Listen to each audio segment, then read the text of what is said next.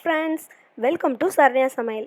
இன்றைக்கி நம்ம chicken gravy எப்படி செய்கிறதுன்னு பார்க்கலாம் வாங்க. இதுக்கு நான் தேங்காய் இந்த அளவுக்கு எடுத்து வச்சுருக்கேன். ஒரு பெரிய வெங்காயம் எடுத்து கட் பண்ணி வச்சுருக்கேன். 2 பூண்டு. நான் இப்போ 1/4 கிலோ சிக்கன் எடுத்திருக்கேன். 1 ஸ்பூன் சீரகம், 1 ஸ்பூன் சோம்பு. இப்போ இதெல்லாம் சேர்த்து நம்ம நல்லா பேஸ்ட்டாக அரைச்சி எடுத்துக்கலாம். இப்போ நம்ம தாளிச்சிடலாம். இதுக்கு தேவையான அளவு நம்ம எண்ணெய் சேர்த்துக்கலாம். இப்போ பிரிஞ்சி இலை சேர்க்குறேன். 2 கிராம்பு, மராட்டி மொக்கு 1, கல்பாசி எல்லாம் சேர்த்து நம்ம தாளிச்சிக்கலாம். இப்போ இதோட ஒரு 1/4 ஸ்பூன் சோம்பு சேர்த்துக்கலாம்.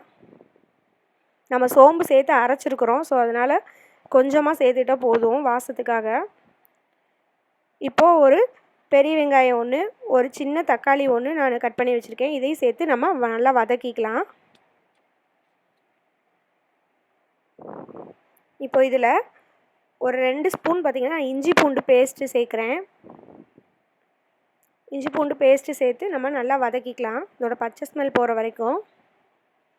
இப்போ நம்ம மசாலா ஆட் பண்ணிடலாம். மிளகாத்தூள் 1 ஸ்பூன் சேர்க்குறேன். மல்லித்தூள் 1/2 ஸ்பூன் சேர்த்துருக்கேன்.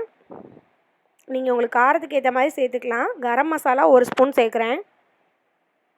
நீங்கள் காரம் இன்னும் வேணும்னு நினச்சா இன்னும் கொஞ்சம் அதிகமாக சேர்த்துக்கலாம். நம்ம புதினா இலை கொஞ்சமாக சேர்க்குறேன். இப்போ இதெல்லாம் சேர்த்து நம்ம நல்லா மிக்ஸ் பண்ணிக்கலாம். இப்போ நம்ம அதில் சிக்கன் ஆட் பண்ணிக்கலாம். நான் 1/4 கிலோ சிக்கன் எடுத்து நல்லா கழுவி சுத்தம் பண்ணி எடுத்து வச்சுருக்கேன். இப்போ அதோடு நம்ம சேர்த்து நம்ம நல்லா கிளறிக்கலாம். இப்போது இந்த சிக்கனுக்கு தேவையான அளவு உப்பு சேர்த்துக்கலாம். அதில் நம்ம தண்ணி எதுவுமே ஊற்ற தேவையில்லை. நம்ம இந்த வெங்காய தக்காளி சேர்த்து வதக்கிற இதுலையே பார்த்திங்கன்னா சிக்கன் நல்லா வதங்கிடும். தண்ணி எதுவுமே ஆட் பண்ண வேண்டாம். சிக்கன் நல்லா சாஃப்டாக வதங்கிறதுக்காக நான் 1 ஸ்பூன் தயிர் சேர்த்துருக்கேன். இப்போ பாருங்கள், அதில் இருக்க தண்ணியே நல்லா சிக்கன் வெந்துருச்சு. இப்போ நம்ம அரைச்சி வச்சுருக்க பேஸ்ட்டு அதோட சேர்த்துக்கலாம்.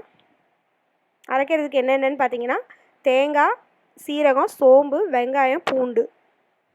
நம்ம அதிகமாக செய்கிறோம் அப்படின்னா இந்த இன்க்ரீடியன்ஸ் எல்லாமே நீங்கள் அதிகமாக சேர்த்து அரைச்சிக்கலாம்.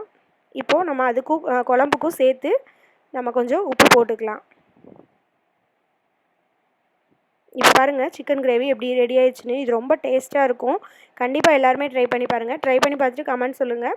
இந்த வீடியோ உங்களுக்கு பிடிச்சிருந்தா லைக் பண்ணுங்கள், ஷேர் பண்ணுங்கள், மறக்காமல் சப்ஸ்கிரைப் பண்ணுங்கள். Make it simple, feel the taste.